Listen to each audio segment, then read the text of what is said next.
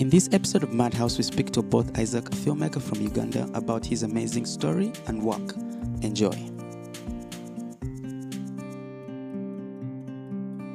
Okay, so hi everyone. This is the Madhouse Podcast. I know there's like a weird noise. If you can hear it, I can't hear it in my.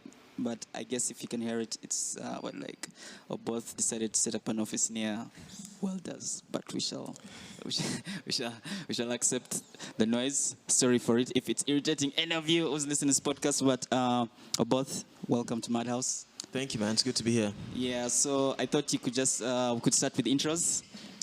Me, I can know you, but for those who don't know you, it would be nice for you to like introduce yourself, what you do, what you've been up to, that whole shabang things. All right. Yeah. Cool. So my name is Issac Oboth. I am the founder and CEO of a production company based here in Kampala, Uganda, called Media 256. Media 256 was registered in 2008. The company name was registered in 2008, right after I finished my S6 exams. And the company was officially incorporated on November 10th, 2010. I can see you in the entrepreneur spirit quite early, just jumped right into it. Yeah, circumstances, man. It's life, you know. Some people take a while to first figure it out, first get the day job, they realize the boss sucks, and then they're like, yo, let's just go and start something for ourselves. So that's great. So can you tell us like how you, there's so many questions I have. Take your time, man. Yeah, and like but like the thing is about finding out how you sort of got into this kind of thing, because like starting a business in after S6 means there's a lot of either hustle spirit or it really you figured it out. As if you almost figured it out quite early, and you're like, this is what I want to do, and like let's just go do it. So could you just kind of give us that how it started and how it kind of came to be? Like it would be really nice to give people that sort of context.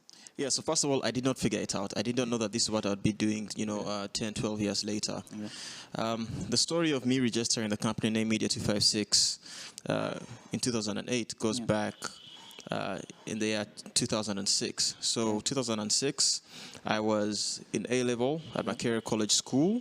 Yeah. I was a very academic kid. That's all I cared about. That's all that mattered to me. I came from a family that had a lot of challenges. Yeah. Financially, I was being raised by my brother, who is only 4 years older than me.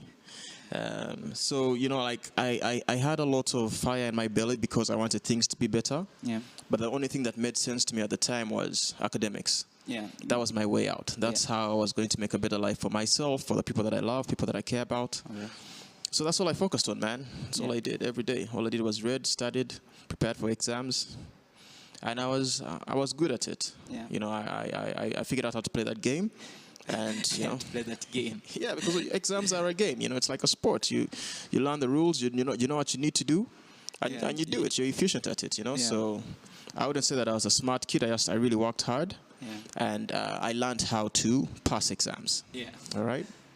For those who want the formula to pass exams, or both side business, 10 tricks to get curriculum has changed, but yeah, actually, and it's not something that I taught myself. What happened is, I actually originally was not a good kid in school, and I was doing quite badly. Yeah. And there was a kid, this dude taught me how to live, man. It's called Kasibante Allen. If he ever hears this, man, I owe him a lot.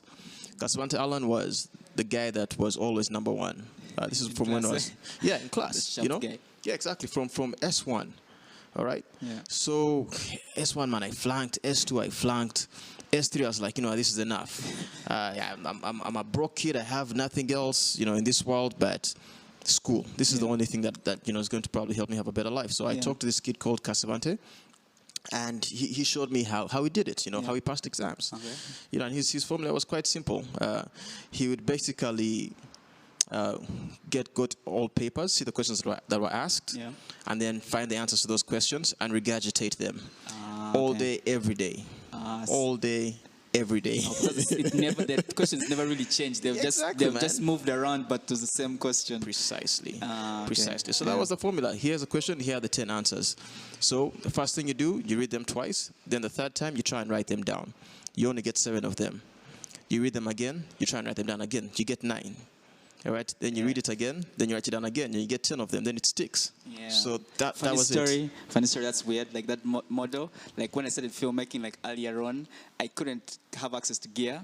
So what I used to do is I used to watch like a YouTube video like 15 times and then like cram the menu, like write it down on a piece of paper. And by the time I held the camera, it was like I'd owned the camera so much. But that technique actually really works. Yeah, you know? that's exactly right. Yeah. You know, I mean, to the point that you'd sit in an exam and you could see that list right in front of you. You know, it becomes a thrill. So anyway, so I all I cared about was school. And on this one particular visiting day, my brother came to see me. Yeah. Actually, let me back up here. Yeah. So visiting day is the most important day in high school. Nothing else matters, Yeah, you know. especially in boarding, yeah. Exactly, like in boarding school. And the time that we were in school, there was only one visiting day at a time. So once every 3 months, your parents came and checked on you. They made sure you're still alive. You know, gave you some pocket money, gave you some grab or snacks, as we call it. Yeah. So I remember this one particular visiting day. It was about 5:30 p.m., golden hour. The sun was starting to set. You know, the different families were having picnics on the lawns around the school. There was laughter. Yeah. It felt like happiness, you know. But I was panicking because my brother hadn't come to see me yet. Yeah. You know. And I know like how like when you're going to close school and you're like, they haven't visited me before I close Exactly. school. Yeah. You know, so like at about 5:45, I see this guy walking up to the school gate, and it's my brother. You know, I run up to him and I give him a huge bear hug, and I'm like, dude, never do that to me again. I thought you were not showing up, you know. And by this point, you know, he was my only guardian. He's the one that looked after me, paid my school fees, was everything, you know. Yeah. And Ivan looked at me and said, you know, Isaac, I lost my job. I won't be able to pay your fees. I won't be able to give you any money for you know, pocket money. I have nothing for you, man. I have no grab. Yeah, if there's anything you can do to make money, do it. Yeah. It was a short conversation, lasted less than a minute, but it changed my life. So yeah, Ivan walks off, you know, and I'm left there with nothing. And I remember that night after prep, I was sitting on my bed, just staring at the ceiling, and my classmates were having a big party. You know, everyone is sharing all the food from VD. Yeah, you know, the chicken, the chapatis, the fish, you know. Yeah. And I remember one of the guys that was on the double decker below me said, you know, today we're dining like kings, but tomorrow we're going to be starving. And that's when I got this light bulb moment, you know, my eureka moment. I knew that I needed to create something that I could sell to all these starving kids after prep. And if I could make that thing, whatever it was, I could sell it to this audience, to this market, and be a monopoly, essentially. And I was like, you know what, that's what I need to do. So the next day, right after morning prep, I ran straight to the food and nutrition laboratory, and I talked to the guy that ran it. He was a lab assistant. And I told him, man, I have this idea to make a snack that we can sell to all these starving kids every day after night prep. And I was like, dude, that's dope, you know. And I was like, yeah, man. So, what do you have any suggestions? And you know, he had a few different suggestions, but the one that ended up interesting both of us was this thing called a rock band. Okay. Which, have you had one? Have you had a rock band? No, I've never. I think I should visit Oboth, and he makes me a rock band because. Well, I'm a better filmmaker than I am a cook, so I wouldn't exactly invite anyone to try my cooking. Your rock band. Yeah. So.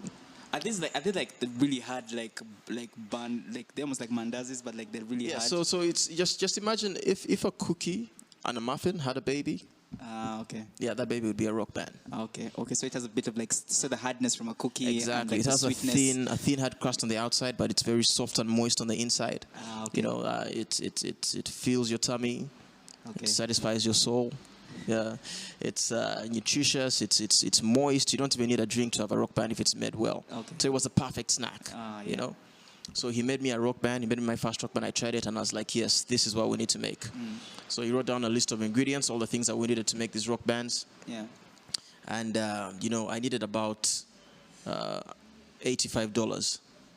To buy these ingredients because you know, high school kids are extremely price sensitive. Yeah. So the only way it would make sense as a business is if I bought the ingredients in bulk. Yeah. Right. So I needed to go downtown and buy like a carton of flour. I needed to buy myself a bucket of margarine and all these things. You know, a tray of eggs. Yeah. So that this guy could bake the rock bands and we could sell them at 200 shillings each. Yeah. That was the price at which we could make a profit. Okay. All right. So this guy, the lab assistant, he didn't have any savings. He didn't have any money. You know, and even if he did, he told me he wouldn't risk it on high school kids. Yeah. Personally, my brother had visited me the day before and told me he had lost his job. I had no money whatsoever. Yeah. So there's no trying to go that route. But fortunately, I had at least 10 friends that were all visited the day before, and they were loaded. Yeah. So it was like. Yeah, so I borrowed about 10,000 shillings from each of them. Yeah. All right, and I had the money that I needed. I went to Chikubo. I bought myself a bucket of margarine, carton of flour, some sugar, eggs, milk. I went back to the Food and Nutrition Laboratory, and my contact there began baking. You know, and that was I remember that day quite vividly. Actually, I was in prep. It was about 8:30 p.m. night prep. Yeah. And this smell starts going through the classrooms. Yeah. You know, and everyone was, began murmuring, like, yo, what's that? What's that smell? You know, it smells like heaven. And I was smiling to myself because I knew what was coming. Yeah. At the end of prep, I had this box of about 100 rock bands, and I walked to the front of my dormitory, and I was stampeded. I didn't even need to, like, make a pitch or sell, you know. just the guys arrived. Yeah, I sold out in less than 5 minutes. Nice. 3 weeks later, I had a business that was working completely independently of me. I had a boda from downtown that would deliver the ingredients to the Food and Nutrition Laboratory. The guy in the lab would bake the rock bands, and I was paying him for every 100 rock bands he baked. I was paying him 3,000 shillings for every 100 rock bands he baked. And I had kids from the different dormitories pick up boxes of rock bands. We're making different flavors. You know, this is what, 2001? This is 2006. Okay, 2006. Okay, yeah, but I'm also seeing how our currency tends to 3,000 shillings meant a bit more. Yeah, meant a bit more in like 2006 than now. Now it's just like what? Yeah. Yeah. So okay, that's cool. Yeah, so we're making different flavors: cinnamon, strawberry, vanilla. You know. Yeah. And my job at the end of the day was just to taste the rock bands, for quality control, of course. Just to make sure no one dies. Yeah, and collect money. So it was, a perfect little business. It took 0% of my time. It made me money, great passive income, and I was able to pay my way through school. Nice. So I did that for about 2 years, and after my S6... So using this business, you were able to like save up money to pay for school fees through A-level? Yes. Oh, that's really dope. Yeah. Because I was making this money on a weekly basis, and it was taking up none of my time. Yeah, you know? So you could read, you could go to school, go to class. Exactly. And then, that's cool. I had some money saved up, and I was thinking about my legacy. Yeah. In school, and I although I was making money from rock bands, I didn't want to be remembered as a rock band guy. So it was almost prom, and I just remember seeing how excited everyone was. Prom is all that mattered. Who was your date? What were you going to wear? Nothing else mattered in the world. So I got this idea to make an alumni album based on the day of prom. Yeah. I thought it would be really cool. I had some money saved, and I'd much rather be remembered as a guy that helped you have all the memories of your time in high school. Yeah. So I wrote down the costs of making this alumni album, and I needed about $6,000 to make the kind of album I wanted to make. Now, I'd been making some money, but not that kind of money. Yeah. All right, I didn't have $6,000. No, not even close, actually. Yeah. But when I looked at the costs even more closely, I realized that 80% of the cost of making the album were all related to print. Whether it was binding it, doing color separation, whatnot, it was all print. Then I think 2006, I don't think there's a lot of like really interesting tech in Kampala in terms of printing. No. You see, I just said color separation. We were still using plates. So it was pretty old school, and I didn't have the money.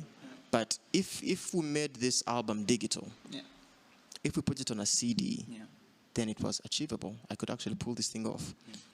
And it was even actually more exciting because I could add music, I could add basic text, some simple animation to help tell the story of the day of prom. Yeah. So take everyone's pictures when they're all dressed up with their dates. Yeah. I talked to my classmates, they loved it, they were really excited by the idea, and they said they would buy it, That's cool.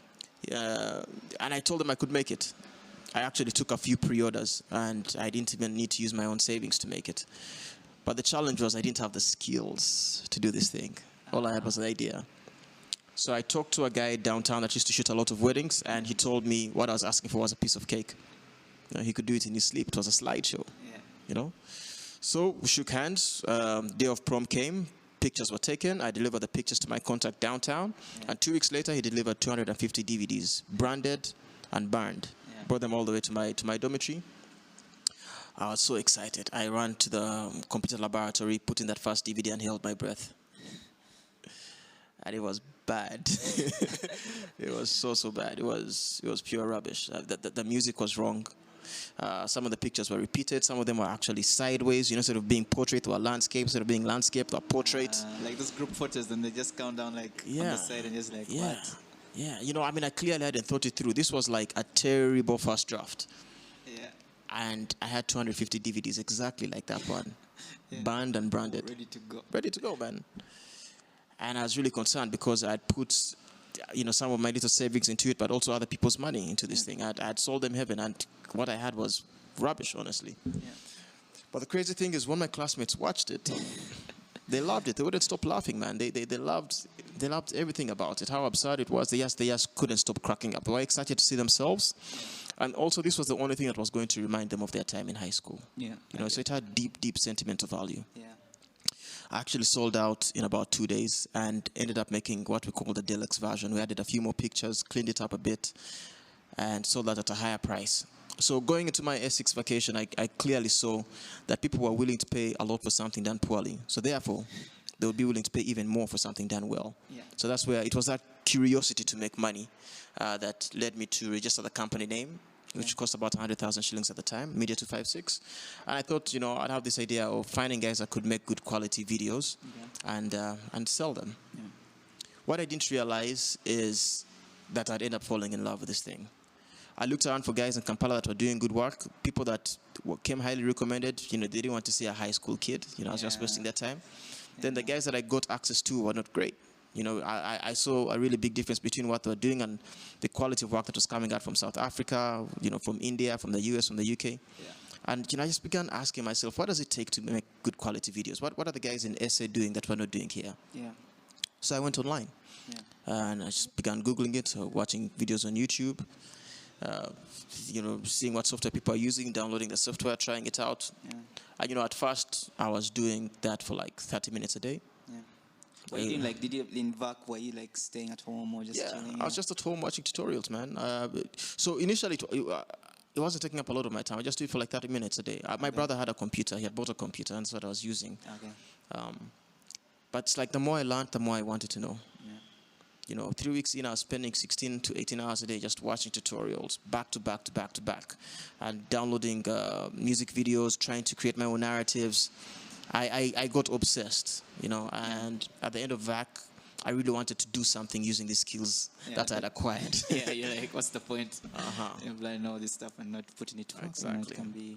Exactly. So I went back to my high school and I talked to the chairman of their prom committee. Okay. And I told him, that DVD I made for my year, I can do one for you 10 times better at half the price. Yeah.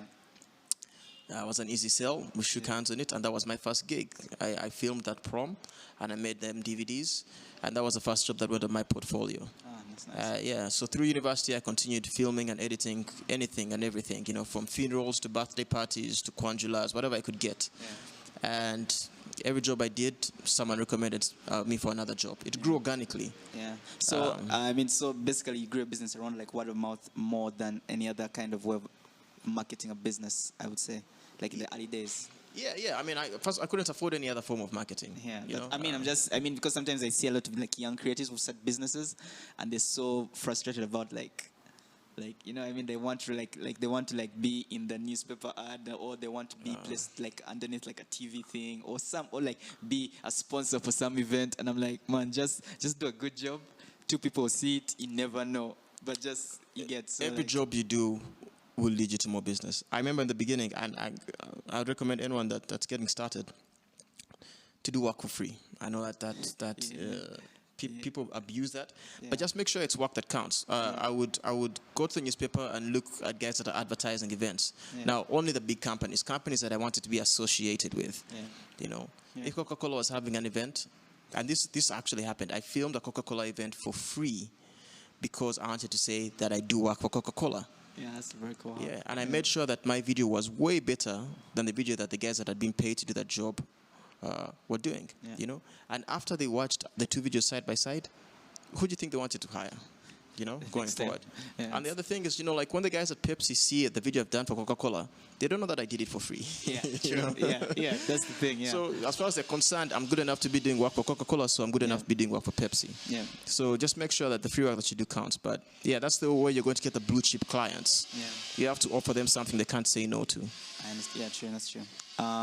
So you're still telling me, so you did all that through university, like the whole film. Yeah. University is when I did a lot of work. I was in Livingstone Hall, and I borrowed my brother's computer. Yeah. And I was mostly editing. Yeah. I did a little bit of shooting, but not so much. Okay. Mostly editing. So guys from downtown would shoot weddings, and if they wanted to do like a really cool intro, because I was playing around with After Effects quite a lot, and I had some plugins and a lot of stuff from Andrew Kramer and Video Copilot. So I just, it wasn't. And that was not the fancy Video Copilot like now, right? Like, that was like the old, I remember his plugins are not. Yeah, but I mean, no one else was really doing that, so that's how I kind of made a name for myself. Yeah. And after a while of doing that, I got a bit frustrated with having to edit videos that were not shot very well. And I was like, man, if I taught myself how to edit, I bet I can learn how to shoot. Yeah. So I began learning how to shoot, and I fell in love with that just as much, maybe even more. And around the time that I was learning how to shoot, the Canon 5D Mark II had arrived. That's like 2008? Yeah, so that's when it arrived. But when I got access to it, this was like 2011. Okay, yeah. 2011. Patrick Cams and Grips had just gotten 1 or 2 5D Mark IIs, man, and I could not believe the quality that this camera made. I mean, it just looked so cinematic. Because before that, we're shooting on PD-150s. We're shooting on mini DV tapes. Yeah. The prom video I shot was actually on a high 8 tape. So like everything was in focus. Cables and and that's it, capturing and stuff. So the 5D Mark II was revolutionary. So I picked up a 5D Mark II and I began shooting, still reaching out to people and shooting for free. Yeah. So when I shoot an event, say a Coca-Cola event, and the guys that have been hired are shooting on their PD-150s or Panasonic DVX cams, I'll show up with my 5D Mark II. Run around like a madman, get on my B-roll, do an interview with like the CEO or whatnot, and cut together this 3 to 5 minute video that told the story of the day.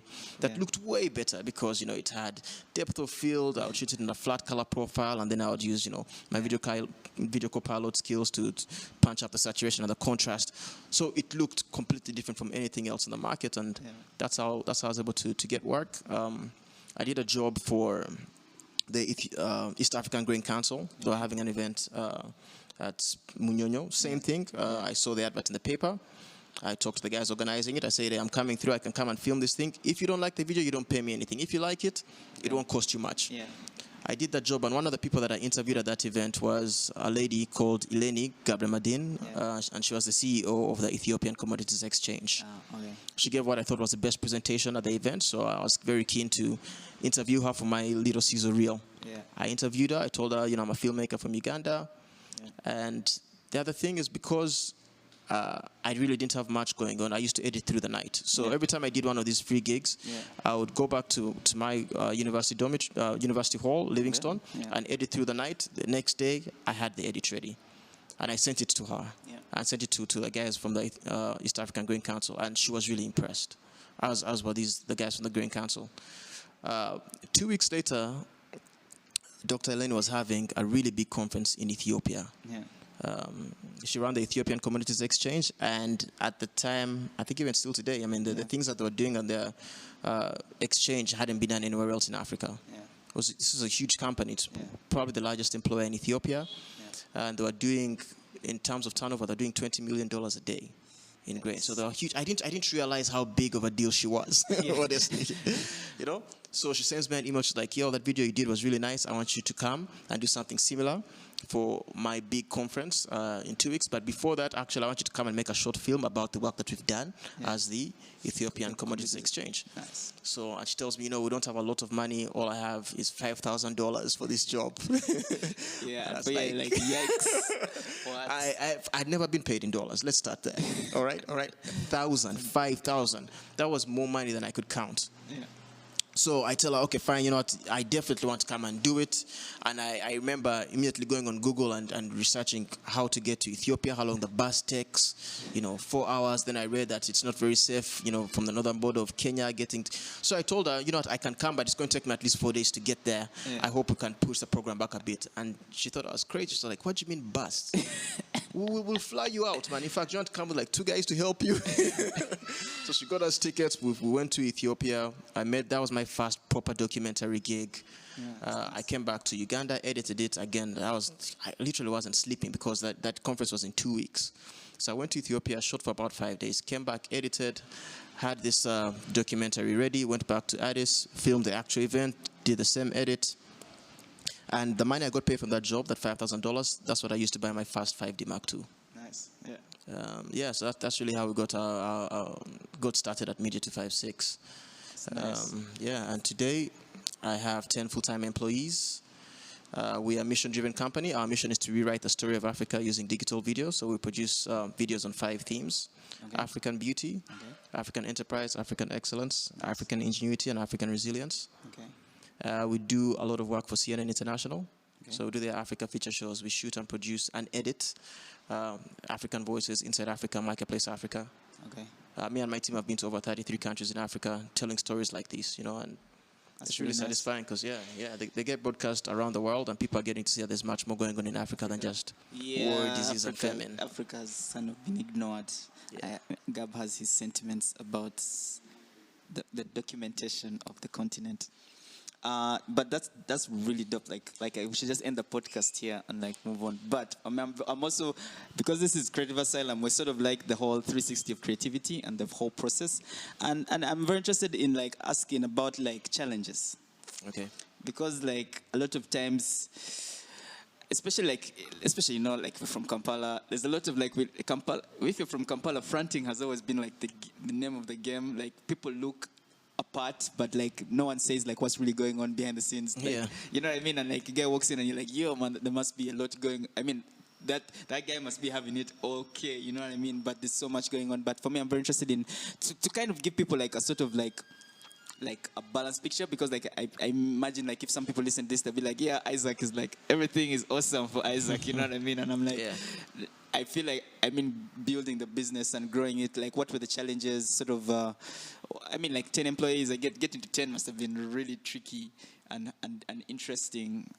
And also it means if you have 10 employees, it means the price point at which you have your clients, you get increases, and you have to make some decisions that are a bit hard. And I just wanted a story or two, or just a conversation of about hard times, and how you sort of figured a way around those hard times as Media 256 started growing. And especially after the Addis job, you know what I mean? Because I know after that, doing the Addis job, now you're trying to expand and do more stuff. And one of the hardest things for me was finding talent, finding guys that had skills, or people that wanted to learn and had the capacity to learn.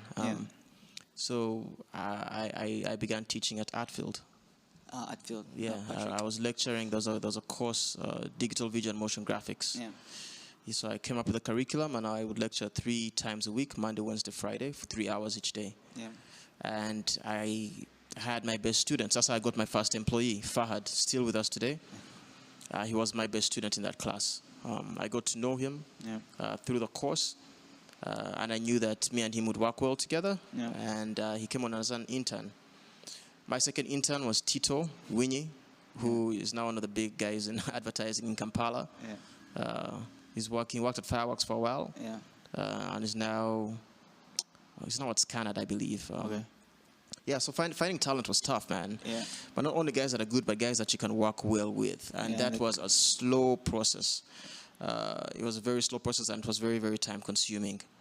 The one thing I like and I miss about teaching is that it kept me sharp. I had to play around with software much more because I'd have to prepare for the class. I'd have to answer a lot of questions after. So I miss that, and I honestly wish I could free up more time to do that. That was a challenge. I'm trying to think of if there are any specific hard stories. I also have another question about, this is something, because I've met a lot of creatives starting businesses, and I don't know, some of them have called it the lonely syndrome. You know how you're like trying to grow a business and it's more of a creative business, and it's kind of, now you've mentioned one thing of finding the creative talent and skill to sort of support whatever you're trying to do, but also the idea that, hey, like you're the only like crazy person in the room saying, hey, I want sort of visual effects company, and guys are like, what? You want to like rotoscope and like add monsters in scenes, like you get like and replace backgrounds, like how is that? But like, how did you also figure out how to deal with that sort of dynamic as you are sort of growing? If you've challenged it, but it's just something my interaction with sort of many creative people who run businesses, there's always that sort of thing of like, yo man, it's really tricky in the beginning. It's like no one is like, what the heck is that guy doing? Like, and I'm fortunate because I was first a businessman before I caught the creative bug. I'd run my rock band business, and to this date, I don't think I've ever run a business that was that good, that worked that independently of me. So even as a creative, I was always asking myself, what does the market need? What does the market pay for? And of the things that they're willing to pay for, what will I find the most creatively satisfying? So it's constantly having to ask myself that question. And like I told you, we are now a mission-driven organization. That wasn't always the case, but that helped a lot. It helped me answer that question easily. The fact that our mission as an organization is to rewrite the story of Africa. Anything we do, everything we touch must align with that. It has to be positive. It has to be showing Africa in a light that makes us as Africans proud. And that does two things. One, it means that we're going to go above and beyond in anything that we do because it matters more. But it also means that organizations that have a similar vision will seek us out as their creative partners. So some of our clients, and these are guys that give us repeat business. So like the African Leadership Academy, the African Leadership Network, the African Leadership University. Even the stuff we do with CNN, it's still in that same line. It's about rewriting the story of Africa. But it's tough, man. It's tough to have to do the two things, to try and push the creative boundaries, but also run a business, because running a business has its real challenges. Having to get your cash flow right, having to make sure that the bills are paid at the end of every month. I have 10 full-time employees, and those salaries have to be paid, whether guys have worked or not. It's a thin line, but you have to balance it, man. You have to do both. But I'd recommend any creative out there, you have to respond to the market conditions, man. You have to look at what does the market need, what does the market want, and how can I provide it better, either better, faster, or cheaper. It's one of the three things. You have to pick. Pick one, not all. It can't be. Pick two. At least two. You're either fast and expensive, or you're fast and cheap, or you're cheap and like it's just passable. Like like one of the options. But that's really cool. Then my other question is, I think that I'm talking to you. Yes, a lot of filmmakers, the gear problem. Just the thing of how you solved it also as when you started Media 256 and how you figured it out, because I met a lot of young filmmakers and they're always like, Gab, how am I going to afford a 3,000 piece of, you get like even like the entry DSLRs, the 5Ds, the S7Ss, it's a lot of money, and sometimes some of them are so like discouraged because like in other markets you can sort of buy the thing on credit, or there's like a payments plan for buying the gear, while here it's like, you're in Kampala, you want the S7S, you better have $3,000 in your pocket immediately and buy it. And I wanted to find out, like, from as a filmmaker, how you sort of figured out. I mean, like, that this job got you the first gig, but like after that you sort of had to buy more cameras and figure out ways to do that. But I want to know how you sort of, first of all, the mindset you sort of had in terms of gear acquisition and but also how you sort of navigated that sort of path, especially like in this market where if you have to own gear, you sort of have to have the full amount up front. You can't really. So first of all, no one will ever have enough gear, whoever you are. It doesn't matter who you are. That's true. The guy with the GoPro wants the 5D. The guy with the 5D wants the S7S. The guy with the S7S wants the Red. The guy with the Red wants the Alexa. The guy with the Alexa wants a set of Cook lenses. And it just never stops. There's so much gear in the world, and you can't get all of it. You'll never, ever be satisfied. The most important thing, number one most important thing for a filmmaker is your portfolio. Just doing work, do work and do good work. So rent stuff, borrow stuff, get friends. Borrow stuff. Yeah, I mean, a guy was a camera and just like, you're not using it, let me take it. And exactly. Yeah, become friends and earn the trust of people that own gear. And even the time I was using the 5D, I didn't own it, but sometimes the guys that rent the equipment actually do better work than the guys that own the equipment. Yeah. You know? It's true. possible. So, and the trust the people that own gear so that you can rent it either at really, really subsidized prices or even free. Yeah. If someone trusts you, that can happen. Yeah. And build a portfolio, do work. Once you do good work, you will get paid for it. Yeah. Because, you know, good stuff rises to the top. People will notice you. Yeah. If you're good and you're in the right place, the right people around, there's a bit of that as well. You have to be in the right place at the right time with the right skills. So you have to have been doing the work on yourself so that you can actually, if you're in a room with someone, you can actually pull out your phone and show them your portfolio, show them something. You have to have that ready to go, man. And then you'll get that job that will allow you to buy your A7S Mark II right now. You know? Yeah. But that's what it's going to take, man. Just keep on building that portfolio and keep on doing work. The more work you do, the faster you're going to get the gear, you know? Yeah. And like I said, you know, you'll never have enough gear. So even for me right now, I really don't focus on gear. Yeah. My main focus is on creating more work. Yeah. And for the bigger jobs we do right now, we're fortunate in Kampala right now that you can actually rent this equipment. Yeah, for like really cheap, which is weird. Like, yeah, it's not that crazy expensive. Like, like I was shocked. Like Patrick, like the new Blackmagic camera is like 150 a day, and I was like, what? 150?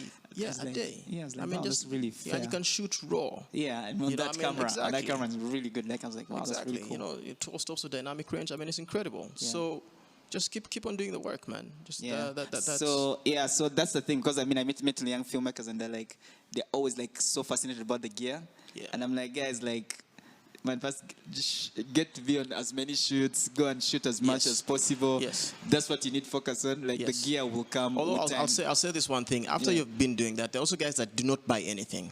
Right? Oh, yeah. I recommend any filmmaker, anyone that's creative, to at least have one camera, one small camera that you can use. Because when you actually own the camera, the convenience is crazy. Like to be able to go out and shoot something when you want, without having to first find that 100K if you don't have it lying around. Yeah. That opens up a lot of possibilities. True. So get yourself, you know, whether it's the Blackmagic cinema camera right now, or even if it's the, you know, like a Canon Rebel, whatever it is, but at least have something you can go out and shoot anything that you like. You know, also if you want to just go and do a time lapse of the old taxi park. Yeah. Have a little small camera, whether it's a GoPro, whatever it is, or even your phone. Yeah. The best camera you have, the best camera in the world is a camera that you have with you. Sure. So just make sure you have at least something that you can do at some point to just get your creative juices flowing. That's really dope. I mean now that you've aired it, I think now whoever's listening to the podcast should be inspired to just get to shooting and learning and all this fancy. I mean, I feel like even just good old fashioned learning how to tell a story should be figured out before you worry about like the A7S or whatever you want to shoot on. Like so.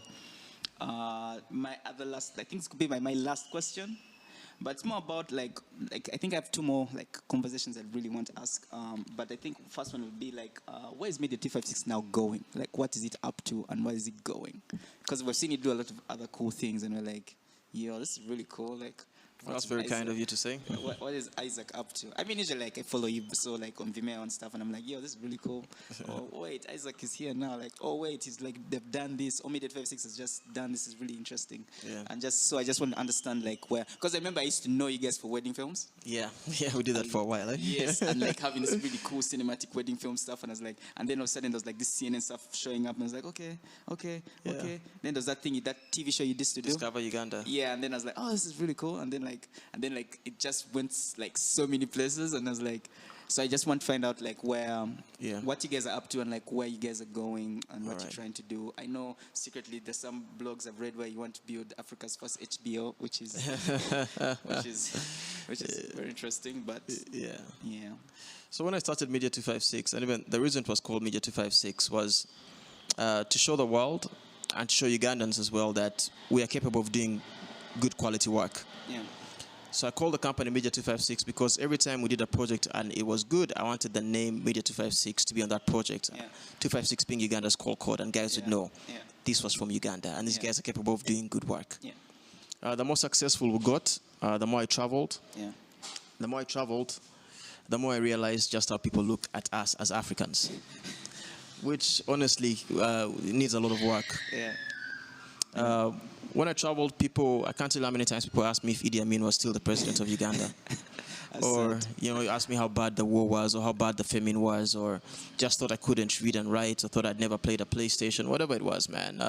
There's a lot of discrimination that comes from being called African, and I felt like, given my passions and given my skills, I was uniquely positioned to help rewrite the story of Africa. True, that's nice. So speaking of the future of Media 256, that is really what we want to focus all our energy and time into. Yeah. 3 years ago, I incorporated a new company called African Storytellers. Okay. And going forward, that's going to be the brand that we use. Okay, cool. African Storytellers is going to be a company whose singular mission is to rewrite the story of Africa. Nice. We'll do that through producing documentaries, like we've been doing, so like the stuff that we do with CNN. Okay. But even more excitingly for us right now is we're getting into narrative filmmaking. Cool. So scripts, actors, locations.